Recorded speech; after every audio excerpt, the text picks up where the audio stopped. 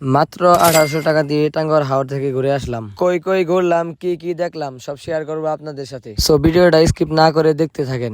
প্রথমে চলে আসলাম টাঙ্গাইল হেলিপ্যাড। এরপর এখান থেকে বাসে উঠে পড়লাম। টিকিট আমরা আগে কেটে রেখেছিলাম, এটা মূলত গ্রুপ ট্যুর, টাঙ্গাইল ভ্রমণ কথা গ্রুপ থেকে কেটেছিলাম। এরপর বাসে উঠে আমার সিট খুঁজে বসে পড়লাম আর বাহিরের ভিউ দেখতে দেখতে ঘুমিয়ে পড়লাম।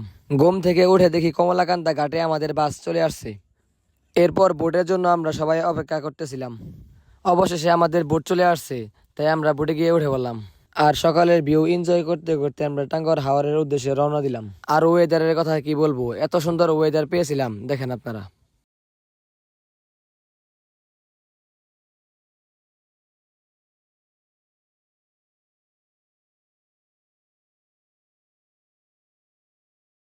এরপর টেকের ঘাটে আমাদের বোট দাঁড় করায় সকালের নাস্তা করার জন্য।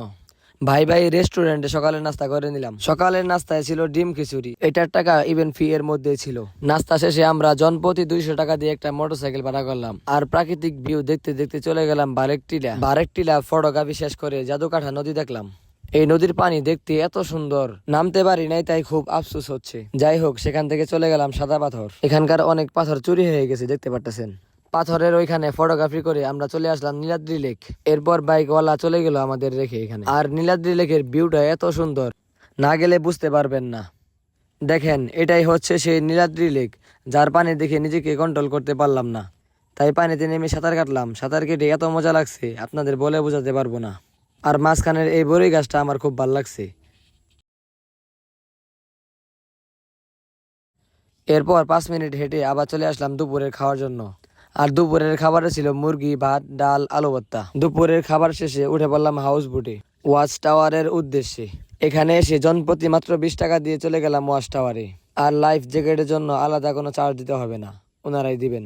ওয়াচ টাওয়ারে উঠে কিছুক্ষণ সুন্দর সুন্দর ভিউ উপভোগ করলাম। ওয়াচ টাওয়ার থেকে নেমে গোসল করতে চলে গেলাম। আর এত পানি দেখে আমি নিজেকে কন্ট্রোল করতে পারলাম না, তাই লাইফ জ্যাকেট পরে পানিতে নেমে পড়লাম। আর যারা গাছে উঠে লাফ দিতে চান অবশ্যই সাবধান থাকবেন, নিচে খেয়াল রাখবেন, কারণ গাছের নিচে শিকড় থাকতে পারে।